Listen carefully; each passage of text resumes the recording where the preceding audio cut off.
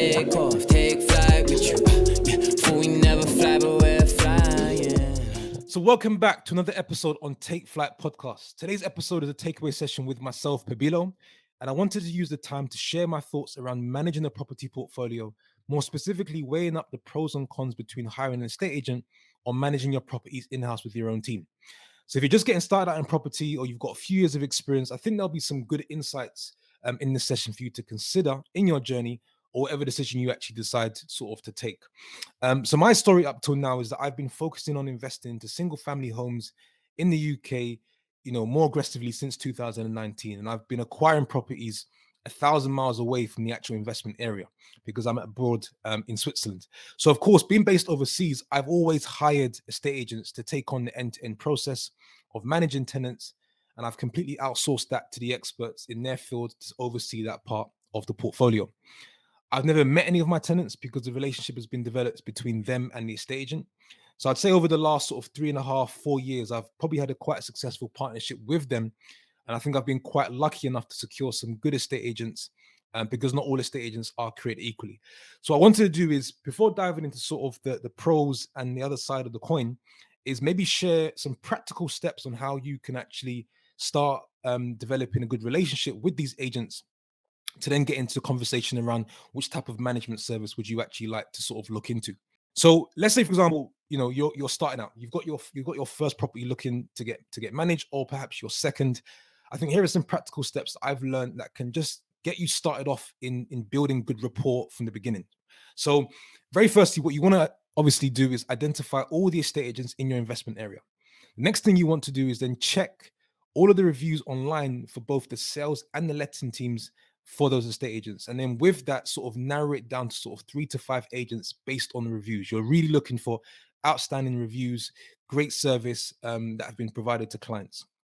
Then when you're reading the reviews, you want to identify actual names of agents, right? So then you want to then associate each agent with a name. So when you're actually calling up, you're actually asking for a particular name, which is a very different way to open up a conversation. And then if you say, can I just speak to someone from the lettings team? And I've always found that it's such much more of a warmer call. And when you get through to that person, openly share on the phone. It's your very first time speaking to them. You've read great things about them from the reviews. You're in the market, looking to for your next deal, and you also want support in sort of managing. And that start, right? It's very basic steps, but that start really gets them on your side.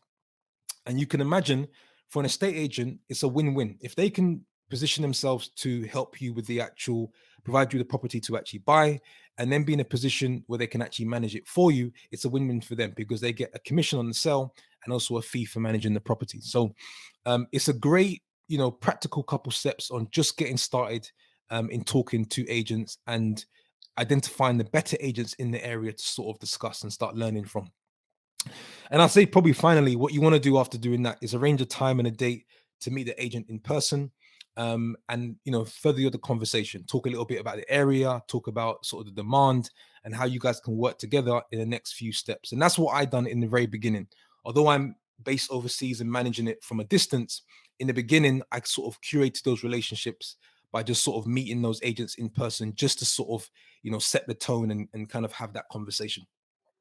Now, in terms of actually management itself, right, what you'll find is estate agents usually offer 3 types of services. The first service is a tenant and find service. So what they basically do here is they will list your property on the market across all of the popular platforms, Rightmove, Zoopla. So they go through the marketing process. They will source the tenant, then go through the relevant reference checks. And then after that, it's basically handed over to you as a landlord to then manage the sort of the day-to-day management and also the rent collection for yourself. Then the next service they offer is rent collection, where they've done the marketing, reference checks, vetting the tenants. They've provided the contracts, but then they also take on the admin around sort of the rent collection. So they receive the rent from the tenant, and then they actually then sort of pay you thereafter. And then you then focus on the day-to-day management. So any maintenance issues, that's then on you. And the final service they offer, which is obviously what they want to provide, is the fully management service, which is basically everything I've mentioned, and dealing with all of sort of being the first point of contact for maintenance issues, answering all the queries from tenants. So really being that sort of end-to-end provider and service. So as you can imagine, in my situation, I've always gone for the full management service just due to being based overseas. And what I want to do is kind of share some of the main benefits that I've experienced over the years, and then sort of go into sort of the alternative or alternative way of thinking to see then what model best sort of fits for you. So I think the very first obvious benefit is credibility in the marketplace. So when that particular agent is advertising your property, tenants are very familiar with that particular brand. So it creates a good level of interest versus using a private separate platform off your own back. So you're looking at your properties on there with a brand that people can actually trust. The next thing is experience, right? So there are a number of a number of estate agents have been sort of selling properties, managing properties for a number of years, some even into the hundreds of years. So there's not a problem or an issue that they have not seen that they can't advise you on, right? And they can also advise you on where to focus on investing, which areas are more popular for different types of rentals. So they've got a huge vast amount of experience and knowledge, which by partnering with them, you get kind of access into that knowledge and understand that way of working. The third main benefit, I think, with using estate agents is that vetting and referencing process. One of the most important parts about having a successful tenant over the long run is everything that's been done up front, right? So your ability to sort of vet, ensure that their creditworthiness, ensure that they're financially viable. You've gone through the proper referencing checks to make sure that you're getting a really, really good, high quality tenant, which can pay dividends over the long run. And what I found is great checks in the beginning can often lead to long, sustainable tenants because they're of good quality. And then the fourth thing is the compliance. There's a lot of legislation when it comes to property in general, especially when it comes to providing a rental home for tenants. There's a lot of legal requirements to adhere to. So what you'd find is that contracts that estate agents sort of develop, they're fully up to date with all the legislation changes, which will mitigate the risks on either side. Around the middle of last year, I decided to switch to a tenant and find model, which means that whenever I acquire a new property, I would only ask my estate agents to now, instead of doing a full management for this property, just do a tenant and find. So go through the process of just sourcing, vetting, and then securing a good tenant. And then I will take it over with my team and then run the rest of the process.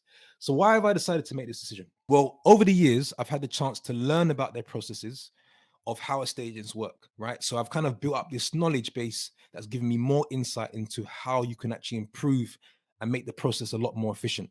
And I've also found myself naturally building my own structure where I have direct communication with my contractors, general admin around contracts, documents, and information. So it's just a natural evolution of just understanding and having a portfolio that you're actually managing. What I've also learned in the other side to the coin, which is one of the driving reasons as to why I thought it could actually make more sense to switch to a tenant and find. There are a couple of drawbacks which you need to consider and keep in mind. The first one, what I sort of noticed over the years, is speed. Speed is a very, very important trait within business. And you have to remember, in effect, an estate agent is a middleman. So I'll give you an example. When you have sort of a maintenance issue arising, there were times where it would take a few days before I'm actually notified by the relevant department as to what needs to be done. Now, I pride myself on getting issues or at least a solution provided within ideally 24 hours to keep the tenant satisfied and to keep them understanding that you've got a landlord that cares. So there have been some scenarios where it's taken a lot more than a few days before I'm actually aware of the issue. And there have been some really bad situations just due to a breakdown in communication. And it's just taken a long time for it to get through to me. The second thing is around costs. So what you'll find is estate agents are actually a lot more expensive than the actual fee that you're actually signing up to, because there are actually several fees that are applied throughout the process. And I think this is driven really because a few years ago, there was a change in legislation that meant that agents could not charge tenants any fees. So they had to basically rework their business model, try and stay profitable by then sort of pushing on those fees to landlords. So I found over the years that there would be, a management fee, but there's sort of renewal fees, there's work admin fees, and then these fees that are coming up, as things are happening. So, and all obviously eats into your profit. So if you think about taking out that cost base out, or not having those fees, that goes all the way into sort of your profit, and helps your margins. The third thing what I kind of noticed and realized is that it's 2022, 2023. Almost everything can be done by a phone, right? And the agents that I work with didn't necessarily have first class apps or platforms online that would make it a lot easier to check rent statuses or complaints that tenants have lodged, or just sort of first class tech systems that can really create that speed and efficiency that I would love to be able to sort of be able to be a part of and experience. So that's something that sort of I really considered. And I think the fourth one is that although it's full management or whatever service you actually select, in essence, you're still notified of issues, right? You still are receiving, emails are just pretty much forwarded onto you. So, and sometimes you may ask yourself, well, I could have just dealt with that directly myself. So what you'll find is sometimes, depending on how you structured your business or who you're actually working for, working with, you can find yourself actually just managing the manager.